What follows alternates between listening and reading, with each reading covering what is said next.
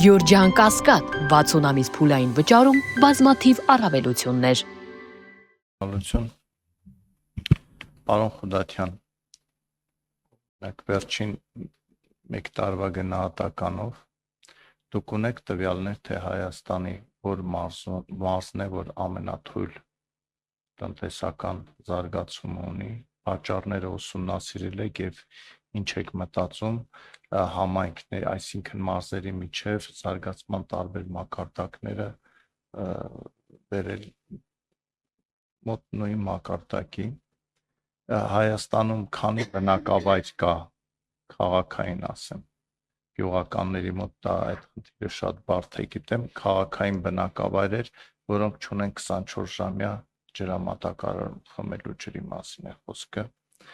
դուք Հայաստանի երկաթուղային ցանցերը կառավարող Հարավկովկասյան երկաթուղու հետ շփումներ, բանակցություններ ունեք, իրենք ծրագրեր ունեն Հայաստանում երկաթուղագծերի ցանցը զարգացնելու, նորացնելու, նոր ուղղություններ,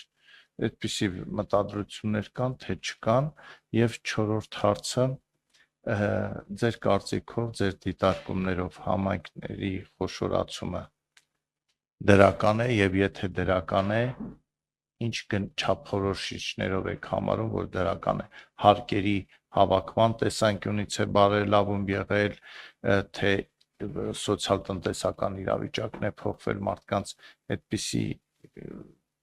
հարցը ծանրական է տալիս Շնորհակալ եմ պարոն Ազյան հարցի համար, լավ հնարավորություն է խոսելու մեր նախարարության համակարգման գրեթե բոլոր ոլորտների մասով։ Թերևս անդրադառնամ հարցերին ըստ իրենց հերթականության, մենք որպես այդպիսին տնտեսական ցուցանիշները մարզերի սովորաբար ունենում է էկոնոմիկայի նախարարությունը, մենք այդ պաշտոնական ցուցանիշներին հղում անելով կարող ենք ասել Պիտի ասեմ, որ մեր ենթակառուցվածքային հիմնական ծրագրերը, եթե առանձնացնենք, որ մարզում ենք 2025 թվականին իրականացրել ամենախոշոր ենթակառուցվածքային ծրագրերը կամ որ մարզում ենք պլանավորում 2026 թվականին իրականացնել ամենախոշոր ենթակառուցվածքային ծրագրերը, դա ակնհայտ Սյունիքի մարզն է, որովհետև Սյունիքի մարզում մենք մի քանի խոշոր ծրագրեր ենք հիմա իրականացնում, մասնավորապես ընթացքի մեջ է գտնվում հյուսիս-հարավ ճանապարհային միջանցքի Ուրեմն Քաջարանից դեպի Ագարակ հատվածը, որը այս պահին հանրապետությունում փաստացի ամենամեծ շինարարական օբյեկտն է։ Ամառվա օրերին մենք այնտեղ յուրաքանչյուր օրվա կատարողականը կազմել է շուրջ 60 միլիոն դրամ, ինչը մեր անկախության պատմության ընթացքում մենք այդպիսի շինարարական օբյեկտ այդ ծավալով չենք ունեցել։ Օրվա ընթացքում այնտեղ 245 շինարարական տեխնիկա է աշխատում։ Ես արդեն զեկուցում եմ ներկայացի, որ մենք պլանավորում ենք Սյունիքի մարզով անցնող մյուս երկու խոշոր հատվածների, մասնավորապես Բարգուշատի թունելի շինարարական աշխատանքների մեկնարկը տանք 2026 թվականի ընթացքում եւ նաեւ Քաջանի թունելի մասով մրցութային գործընթացը ամփոփում ենք եւ 2026 թվականին Քաջանի թունելի մասով էլ պլանավորում ենք շինարարական աշխատանքների մեկնարկը տալ Սա ասում եմ տրամաբանության մեջ, որ դեռևս բավական երկար ժամանակ մեր ենթակառուցվածքների զարգացման ամենախոշոր ծրագրերը լինելու են Սյունիքի մարզում պայմանավորված հյուսիս-հարավի այդ հատվածի շինաշխատանքների ակտիվ տեմպի մեջ լինելու հանգամանքով։ Եթե անդրադառնամ ջրային ոլորտին, պիտի նորից խնդրեմ ուրբաթ օրը ավելի մանրամասն ներկայացնեմ, բայց ձեր տրված հարցինի պատասխան պիտի ասեմ, որ Հայաստանի բնակչության շուրջ 60%-ը ապահովված է խմելու ջրով, 24 ժամյա խմելու ջրով, ունենք համայնքներ որտեղ դրանք հիմնականում են հատվածներն են, որոնք վիոլա ջրի սպասարկման ուրեմն գոտում են գտնվում, ունենք համայնքներ, որոնք իրենք են սպասարկում ջրային ենթակառուցվածքները, մասնավորապես խմելու ջրի Այդ համայնքների մի մասում կա 24 ժամյա ջրամատակարարում, մյուս մասով կա կանոնակարգված ջրամատակարարում, որը 24 ժամյա չէ, դա հիմնականում գյուղական բնակավայրերում է, այսինքն օրինակ օրվա ընթացքում 4 ժամ, 6 ժամ կամ 8 ժամ ջրամատակարարում է լինում, բայց հստակ գրաֆիկով։ Իհարկե որոշ հատվածներ ունենք, որտեղ ջրամատակարարումը որպես այդպեսին խնդիր է եւ կանոնակարգված գրաֆիկ չկա, բայց նաեւ պիտի ասեմ, որ պետությունը առաջնահերթ է համարում ջրային ենթակառուցվածքների ուրեմն զարգացումը եւ այդ պատճառով դա համարվում է նաեւ առաջնահերթություն մեր սուբվենցիոն ծրագրերի մասով, այն համայնքները, որոնք ջրամատակարարման խմելու եւ ոռոգման ջրի համակարգերի արդիականացման ուղղված ուրեմն ծրագրեր են ներկայացնում սուբվենցիայի համար, մենք դրանք առաջնահերթության կարգով ուրեմն ընդունում ենք եւ նաեւ բարձր տոկոսներով պետությունը այդտեղ համաֆինանսավորում է իրականացնում։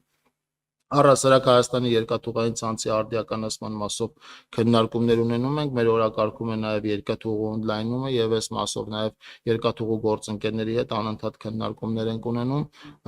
կարծում եմ, որ 2026 թվականին մենք այս մասով որոշակիություն կունենանք։ Եթե անդրադառնամ համայնքների խոշորացմանը, պիտի ասեմ, որ սա լավ բարեփոխում է եւ իրական բարեփոխում է, որը իր արդյունքները տալիս է, մասնավորապես հիմնական հատվածից հետո 2018 եւ 2021 թվականների երկու խոշոր փնջերից հետո համայնքային ենթակառուցվածքների վիճակը շարունակական զարգանում է, որովհետեւ համայնքները կարողանում են խոշորացման արդյունքում միավորման արդյունքում կուտակել ինչպես ավելի մեծ ֆինանսական միջոցներ, ես հիմա կբացատրեմ այդ ֆինանսական միջոցները նաև ինչ տրամաբանության մեջ են կուտակվում, այնպես էլ մարդկային եւ մասնագիտական ռեսուրս, որը կարողանում է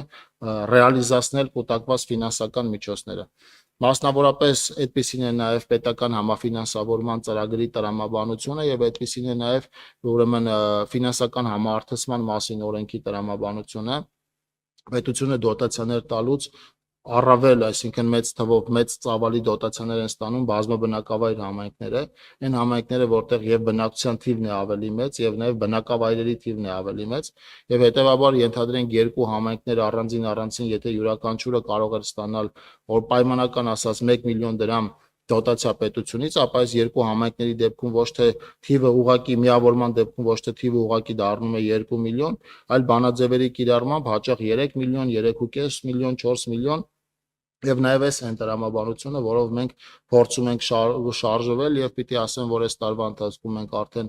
ուրեմն որոշում ունենք կասած, դուք որոշում եք կասել միավորել ուրեմն Վաղարշապատ եւ Խոյ համայնքները, որոնք նախկինում միավորված համայնքներ էին, բայց Վաղարշապատը միավորված էր Էջմիածին քաղաքի եւ մեկ գյուղական բնակավայրի մասով եւ տարածքային կառավարման ու ենթակառուցվածքների նախարարությունը համապատասխան առաջարկով է հանդես գալու ելի միավորված համայնքներ 2026 թվականի ընթացքում վերամիավորելու այն պարզ տրամաբանությամբ, որ համայնքների խոշոր միավորները կարող են ավելի խոշոր խնդիրներ լուծել իրենց առջև դրված։ Շնորհակալ եմ։